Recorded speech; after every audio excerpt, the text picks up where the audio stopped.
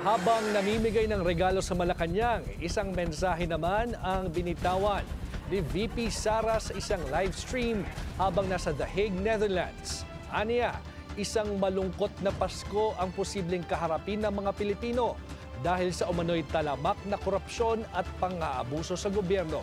Dismayado raw siya sa mga nangyayaring isyu sa bansa pero umaasa siyang magiging maganda ang sitwasyon sa susunod na taon. Malungkot ang Pasko natin dahil hindi natin gusto ang mga nangyayari sa ating bansa, lalong-lalo na yung mga iskandalo sa korupsyon at yung pag-aabuso sa posisyon at mga opisina ng gobyerno. Pero kailangan natin maging matatag.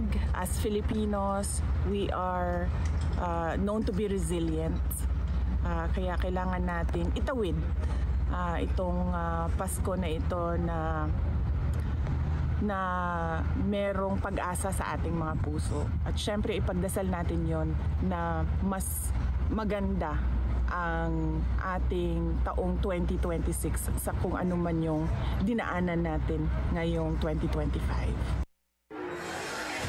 Kaugnay naman sa desisyon ng Korte Suprema na ibalik ang 60 billion peso fund sa PhilHealth mula sa National Treasury, ito ang reaksyon ng Vice Presidente.